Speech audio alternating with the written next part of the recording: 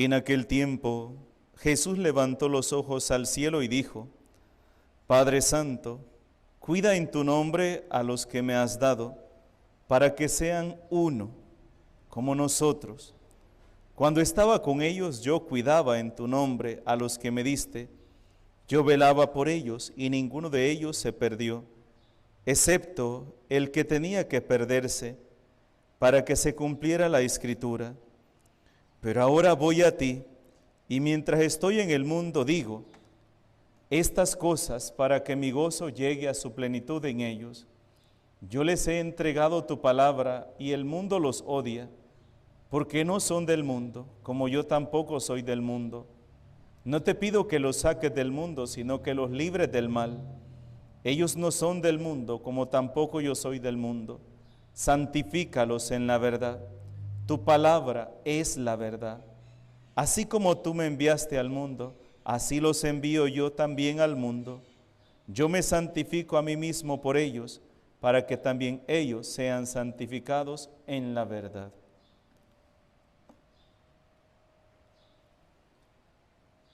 Palabra del Señor. Queridos hermanos y hermanas, el día de ayer iniciábamos la oración sacerdotal de nuestro Señor Jesucristo, una oración que, como decíamos ayer, Jesús se ofrece al Padre, pero también nos ofrece a cada uno de nosotros y ora por nosotros, pide por nosotros. Es interesante porque San Pablo también en la primera lectura que hemos escuchado del capítulo 20, versículo 28 en adelante, nos habla también del mismo tema. San Pablo nos dice: sé que al partir yo, al irme, se está despidiendo de la comunidad de Éfeso, y dice: al partir de aquí vendrán otros como lobos, tratando de destruir la comunidad, predicando otro evangelio, la mentira, el engaño, la manipulación. Y Jesús hoy nos dice también: santifícalos, Padre, en la verdad. Tu palabra es la verdad. Aquí está la clave, miren. San Pablo, por una parte, nos habla que nos cuidemos de aquellos que van a venir predicando otro evangelio que no es el de Cristo, sino el evangelio de ellos mismos. Y me atrevería yo a decir, aquellas personas que entran a la iglesia para buscarse a sí mismos, para lucrarse ellos mismos, para aprovecharse ellos mismos, sin importar el evangelio, incluso tergiversando el evangelio, manipulándolo a su conveniencia, como de repente, hermanos, hoy con lo de las redes sociales, ¿verdad? Con lo de las redes sociales se puede ver todo, ¿verdad? Como incluso algunos pastores se aprovechan, dicen ser pastores, pero se aprovechan de la iglesia, se aprovechan de sus feligreses para engañar, para manipular. ¿Cuántas personas se visten de pastores simplemente para enriquecerse, para robarle? Por eso, hermanos, muchos dicen, la religión es un negocio, y muchos lo han tomado de esa manera. Tristemente, haciendo a un lado el evangelio de Cristo y poniendo su propia palabra con esta alegación: el Señor me ha revelado, el Señor me ha dicho, en sueños el Señor me reveló. Y buscan solo aquellos textos donde habla de sueños, cuando Dios le habló en sueños a José, Dios le habló en sueños a los profetas, Dios habló en sueños a esto, les habló en sueños a Pablo, incluso a Pablo nos cuenta que el Señor le hablaba también en sueños a él. Entonces dice: no, a mí también me habló, porque el Señor me ha escogido, el Señor me ha elegido. Y empiezan a hacer a un lado el evangelio de Cristo para poner su evangelio. ¿Y saben qué es lo más triste? Que son cantidades de personas que lo siguen. Y de repente la religión se convierte en un show de sentimentalismo, donde yo voy aquí a esta iglesia porque aquí se siente galán, Padre. Mira, aquí hablan en lenguas, caen todos en descanso en el Espíritu, los toma el Espíritu y empiezan a gritar y a patalear y hay mensajes y hay esto y hay lo otro. Entonces lo único que se busca simplemente es el sentimentalismo. Pero ¿dónde queda lo que el Evangelio nos dice? ¿Dónde queda?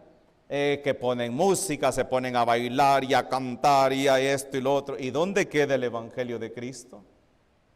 Y entonces se convierte el Evangelio, la religión, en un show donde lo único que se busca es que yo me sienta bien.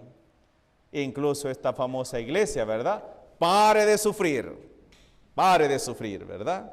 Esta es la iglesia donde nadie sufre, donde nadie pasa precariedad. Y empiezan a meter aquella visión de decirle, si a usted no le está yendo bien en su negocio, es porque le falta la unción de Dios. Si usted tiene una enfermedad y no sale de esa enfermedad, es porque a usted le falta la unción de Dios. Porque mire, una persona que es ungida por el Señor, una persona que tiene la gracia de Dios, prospera en su negocio, no se enferma, le va bien. Esa es otra visión. Una visión totalmente lejos de la visión del Evangelio de Cristo. Y San Pablo nos advierte de eso. San Pablo nos advierte de esas personas que van a venir predicando otro evangelio que no es el Evangelio de Cristo. Y entonces empiezan a decir, mire, todos esos se van a ir para el infierno, todos esos están condenados. De hecho, para la gran mayoría, no todos, ¿verdad? Pero para la gran mayoría de hermanos protestantes, aunque ellos dicen que no son hermanos míos, pero son hermanos, entonces, para la gran mayoría de ellos, ustedes y yo estamos condenados, vamos a ir al infierno. Entre las diferentes denominaciones de iglesias protestantes, todos son hermanos, pero ningún católico es hermano de ellos. Por el simple hecho de usted ser católico, usted no es hermano de ninguna iglesia, aunque sea de la religión que sea, usted no es hermano de ellos. Pero entre ellos sí son hermanos, ¿verdad? Porque todos los católicos estamos condenados. ¿Qué dice la palabra de Dios? No juzgues y no serás juzgado, con la vara que midas serás medido. ¿Y saben qué es lo que alegan ellos? Que en la iglesia católica hay pecadores, hay adúlteros, borrachos, ladrones, fornicarios. Por eso me salí de la iglesia católica. Y ellos así lo dicen.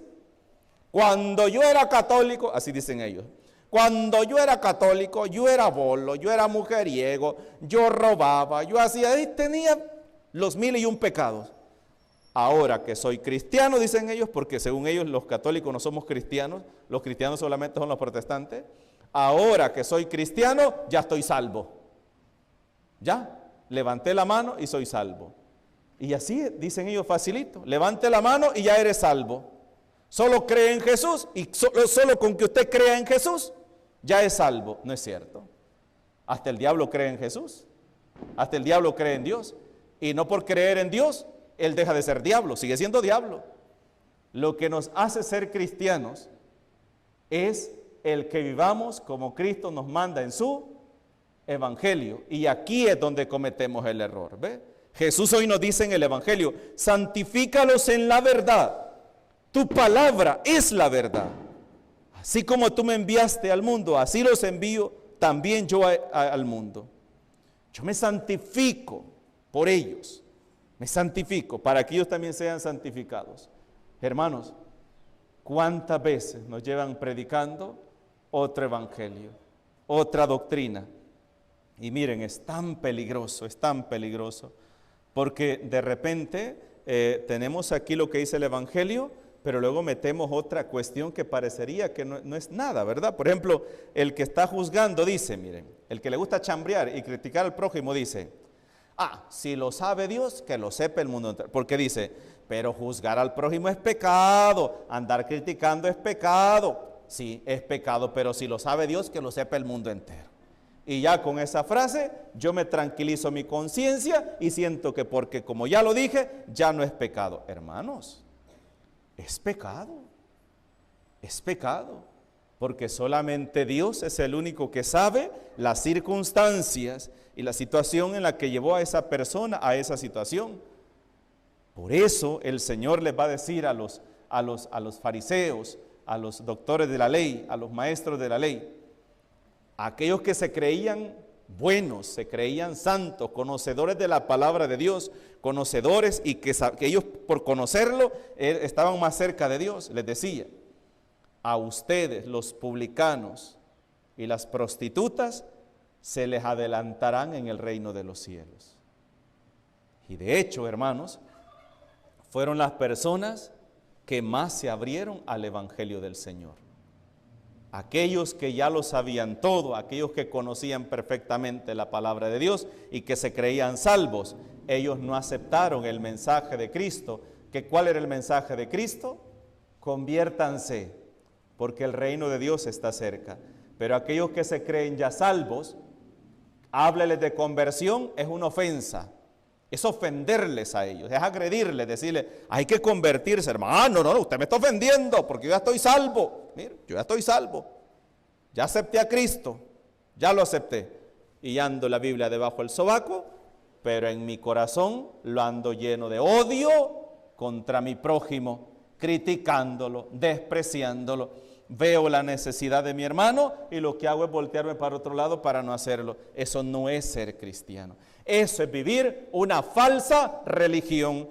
Eso es hacer a un lado el evangelio de Cristo y poner mi evangelio. Por eso hemos dicho, muchas personas vamos a la iglesia no porque querramos conocer el evangelio de Cristo y porque querramos poner en práctica el evangelio de Cristo, sino que lo que queremos es buscarnos a nosotros mismos, sentirnos bien, sentirnos importantes. Y la iglesia no es para sentirse importante. La iglesia es para servir a los demás. Para eso es la iglesia. Aquí se viene a servir, e incluso a saber cómo servir, porque es lo más importante. Porque no es solo servir, sino saber cómo servir y pedirle al Señor aquella gracia de poder ver la necesidad y dar yo una respuesta a esa necesidad favorable. Pero también a aprender a ser un buen cristiano, según lo manda el Señor en su palabra. Pero qué triste cuando en nuestros templos ya la palabra de Dios no se predica, ya no se predica. Y esto hay que decirlo porque muchos sacerdotes hemos caído en la pereza profética, en la comodidad. Muchos sacerdotes nos hemos conformado simplemente con el ritualismo.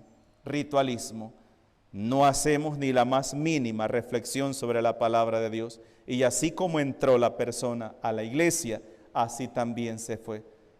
Porque el sacerdote, ¿para qué es? ¿Cuál es la misión del sacerdote? Predicar la palabra de Dios, explicar la palabra de Dios. Pero en nuestros templos nos hemos quedado con el muy mero ritualismo. Y muchas veces a mí me han criticado eso, porque yo ya voy a cumplir 13 años de vida sacerdotal y yo en todas mis misas, yo preparo mi homilía. Siempre estoy preparando, media hora, 40 minutos antes de la misa, yo estoy preparando mi homilía, estoy preparándola, leyendo y consultando algunos libros, algunas homilías y preparándola para dar mi homilía. Y me criticaban, y me han criticado fuertemente, porque yo entretengo demasiado a la gente en la iglesia. Y la gente tiene cosas que ir a hacer, la gente está ocupada, que tiene que ir a trabajar a su casa, que tiene que hacer. Y una vez, hermanos, tuve que hablar fuertemente y pregunté, ¿de quién es la prisa? ¿Del padre o de la gente que llega a la misa? Y les dije yo esto, ¿cuánta gente llega a su misa diaria? 5, 6. ¿Y cuánta gente llega a la misa, a la parroquia? Porque saben que voy a predicar. Yo ya tengo 8 años, 7 años, 6 años de estar en la parroquia y saben que yo todas las misas predico. 40, 50, 60 o hasta 100 personas. Y saben que yo voy a predicar porque la gente necesita no solamente escuchar la palabra de Dios, necesita aprender de la palabra de Dios. Y una de las cosas que Monseñor Oscar decía, una frase que decía y que a mí siempre se me quedó en mi mente fue: la misión del sacerdote, decía, es tomar la palabra de Dios, masticarla y dar el puré de la palabra de Dios. Porque si usted le tira la palabra de Dios, vaya, lee este texto y ahí vea qué le saca a usted, a la gente le va a costar, decía, a la gente le va a costar y muy difícil. Y puede hacer que haga una mala interpretación, pero en cambio el sacerdote se ha preparado durante 7 años, 3 años de filosofía, 4 años de teología, para poder dar una interpretación adecuada de lo que el mensaje de la palabra de Dios nos está diciendo a nosotros. Porque una de las cosas que un sacerdote debe tener en cuenta siempre a la hora de preparar una homilía es contexto histórico en el cual Jesús dijo esas palabras, el tiempo, realidad cultural, social, política, saber a quién se lo está diciendo, a qué persona se lo está diciendo, por qué lo está diciendo. Son 3 cosas que un sacerdote tiene que tener muy en cuenta. Por eso yo a veces hago énfasis y les digo: hermanos, ahorita Jesús le está hablando a sus apóstoles.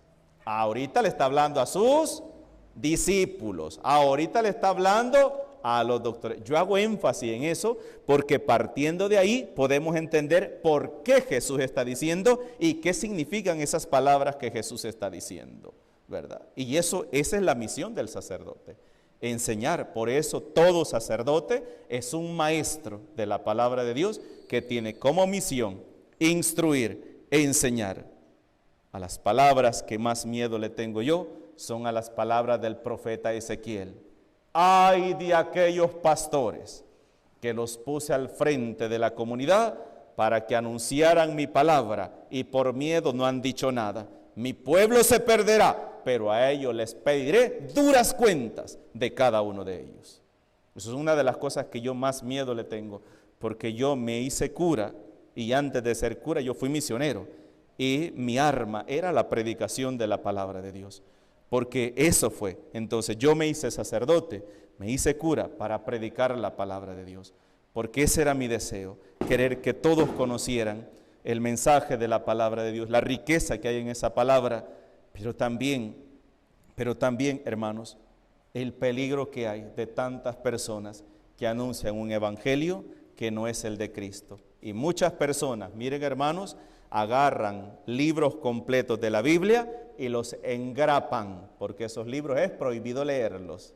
¿Por qué? Porque no me conviene, porque no me genera ganancia, porque queda al descubierto mi sinvergüenzada. Entonces lo que hago es mejor engraparlo y dejarlo así y pasar a la otra lectura, donde ahí sí habla cosas que me convienen a mí, ¿verdad? Cosas bonitas, contar un chiste, y eso no es el evangelio de Cristo. Por eso pidámosle al Señor, pidamos para que el Espíritu Santo se derrame sobre cada uno de nosotros y abra nuestro entendimiento para poder entender su palabra y vivirla según el Evangelio de Cristo. En el nombre del Padre, del Hijo y del Espíritu Santo. Amén.